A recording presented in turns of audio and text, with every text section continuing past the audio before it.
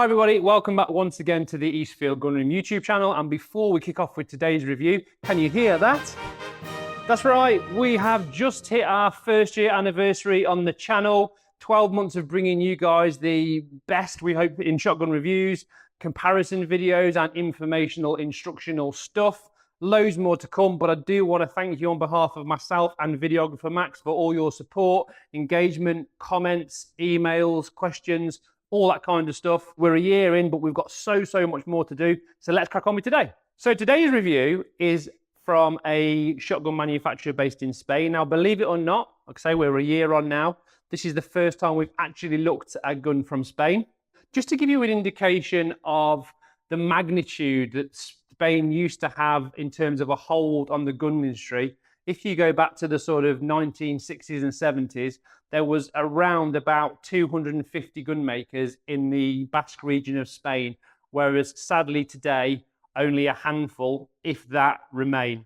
So the gun we're going to look at today is an AYA, and what we're going to look at is an AYA number 2. Now, to give you a little bit of history again, AYA is a Spanish gun maker.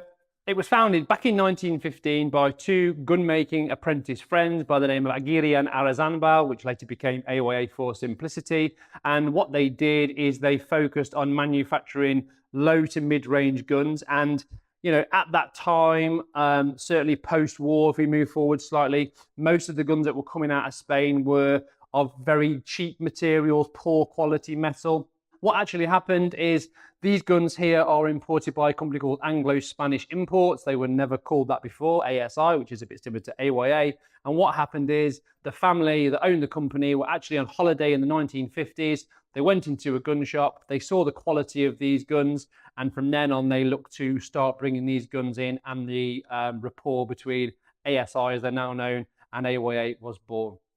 So the AYA number 2 is, without a doubt, probably the most important gun in the range of AYA shotguns, because what it does is it signifies value for money, build quality, tradition, excellence, all those things that you would normally associate with an English gun maker like Holland, Purdy or Boss. The story goes is that during the time where the King family were talking to the people at AYA, the guys at AYA actually turned around and said, you know, you guys make the best guns in the world. You bring us something, you tell us to build it, and we'll recreate that for you. And that's exactly what they did. And the number 2 is the kind of the key gun for me in that story.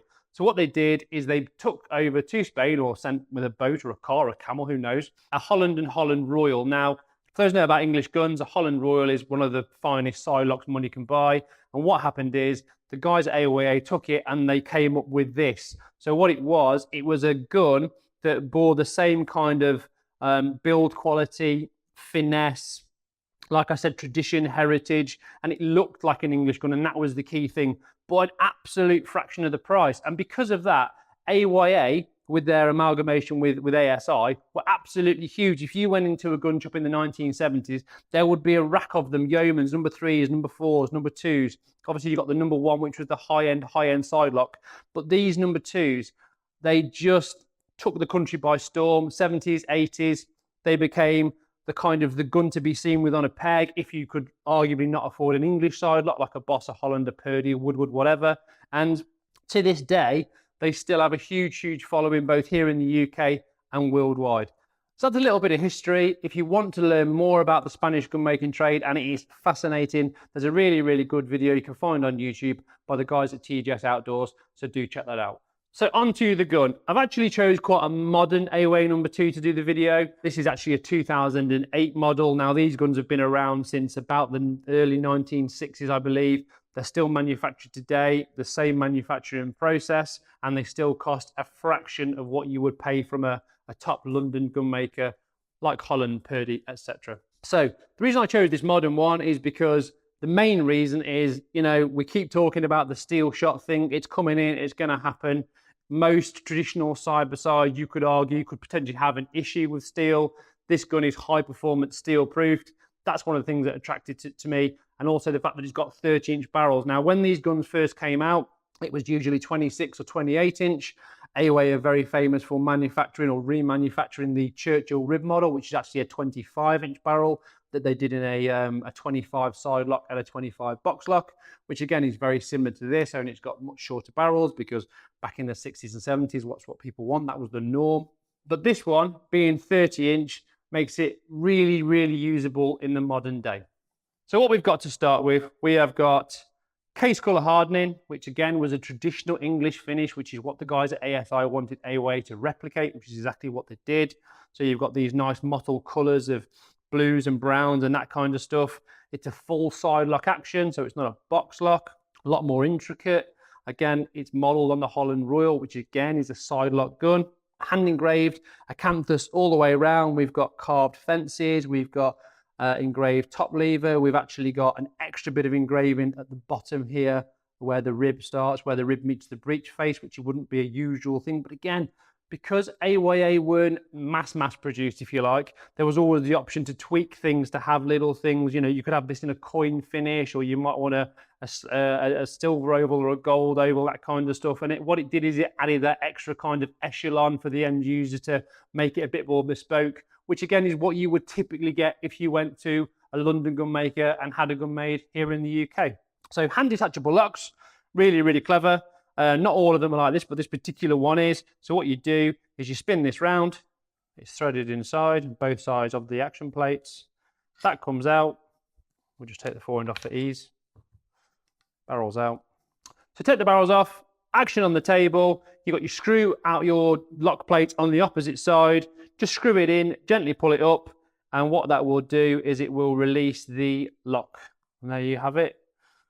Massive amounts of craftsmanship, machinery, hand finishing, hand polishing, attention to detail, springs, tumblers, etc. If you remember the Bretta SO5 review we did, obviously that's an over and under competition side lock. Very, very similar in terms of the internals of the shotgun. And again, you look at the inside of the stock, a lot of work gone in there where it's been specially inlet just to house the lock plate. So like I said, not all of these AOA number 2s have got hand detachable locks, but this particular one has, and it's a nice little touch. Carrying on with the action, we've got a blue top lever, we've got an auto safety catch. Again, all the back strap is case colour hardened, the same as the action. Double trigger, now these are available in single trigger, but the majority of them, if you go back to the kind of the birth of these guns, early 1960s, everything was pretty much double trigger at the time. We've got a rolled trigger guard. We know from previous videos of high-grade Miracus that that's what you get on a quality piece. Again, the case colour hardening continues through the bottom. You've got the raised fences like you would get on an English side lock. Again, it mimics a Holland Royal. That was what the whole idea was behind this shotgun. You've got the two guys' names, which I won't pronounce again, with AOA engraved on the side. We've got gold bits here on the indicators. Now, interestingly enough, if you look on the inside of the gun, we've got disc set strikers. Now, the idea with the disc set striker is that you can actually remove the firing pin with a little disc striker tool without taking the whole stock off and all the bits and pieces.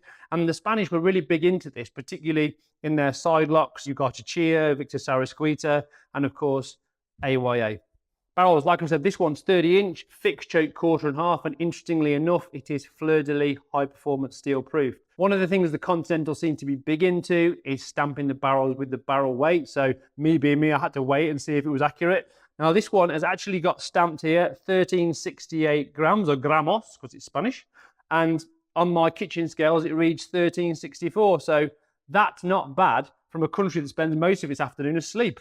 2 3/4-inch chambers, which again was the norm at the time, obviously 1960s, 70s, when the guns were first introduced. Most game shooting cartridges would be 65mm anyway, because they were being used in English side-by-sides. They did make tons and tons of 3-inch versions. You could probably order a 3-inch version of a number 2, but they also did a range of guns like the number 3s and the Solways, etc., which was specifically designed for big, heavy loads in 3-inch.